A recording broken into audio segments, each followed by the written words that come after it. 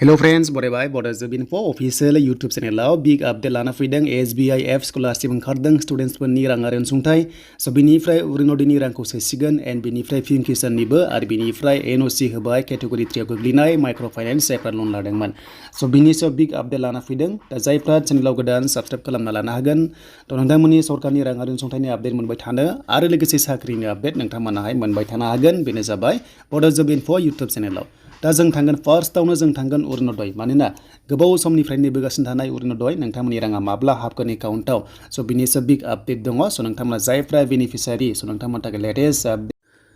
दा बेखायनो जों थांसै अफिसियेल वेबसाइटआव एन्ड बेनिफ्राय अफिसियेल वेबसाइटआव जों गासैबो डिसकास खालामगोन बेनो जाबाय जोंहा Orunodoi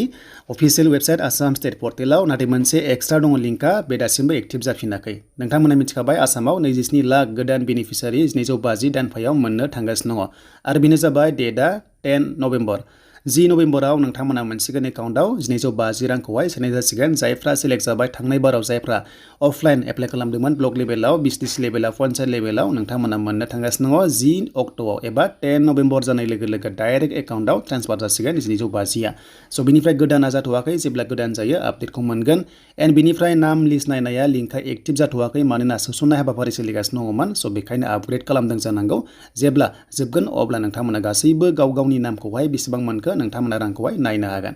स' बेनिफ्राय NOC बेनो जाबाय नोंथांमोननि माइक्र'फाइनान्सनि NOCआ होनाय जाबाय आरो बेखौ होबोगासिनो दङ डिस्ट्रिक्ट वाइसआव सोलिगासिनो दङ दा लासैनो जायफ्रा मोनाखै नोंथांमोना मोनलांबाय थागोन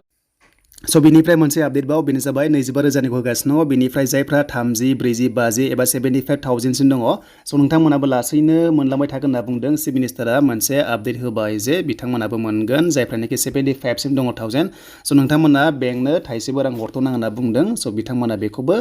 माखासे लाहार फाहार खालामगासिनो दं होनना बुंदों जायफ्रानोखि सुद मुल जानानै 75,000 सिम जागासिनो दङ स' बे जाबाय माइक्र'फाइनान्सनि देन बेनिफ्राय जों फैबाय Prgm Kisan अफिसियेल साइटआव स' Prgm Kisan अफिसियेल साइटआव फैनाय लोगो लोगो नोंथांमोना मोनदोंमोन 27 जुलाइआव नोंथांमोना 14 KSTखौ मोनदोंमोन अके देन बेयाव नोंथांमोननि आपकामिं नोंथांमोननि इनस्टलमेन्टआ जाबाय 15 स' बेखौ माब्ला मोनगोन बेनो जाबाय एन्डिं मान्थआव मोनो मानोना दान मोनब्रैजों मोनसे सोयो अब्ला स' नोंथांमोना नभेम्बराव मोननो थांगासिनो दङ स' नोंथांमोना नभेम्बरनि 20नि उनावहाय मोननो थांगासिनो दङ एबा बिनि सिगांबो मोननो हागौ नाथाय नोंथांमोना नभेम्बरावसो मोननो थांगासिनो दङ